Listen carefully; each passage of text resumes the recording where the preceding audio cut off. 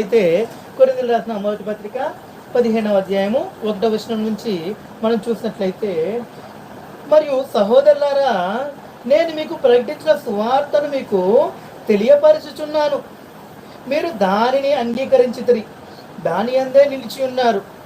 మీ విశ్వాసము వ్యర్థమైతేనే కానీ నేను ఏ ఉపదేశముగా సువార్తను మీకు ప్రకటించుతునో ఆ ఉపదేశమును మీరు గట్టిగా పట్టుకొని ఉన్న ఎడల ఆ సువార్త వలనే మీరు రక్షణ పొందిన వారై ఉందురు.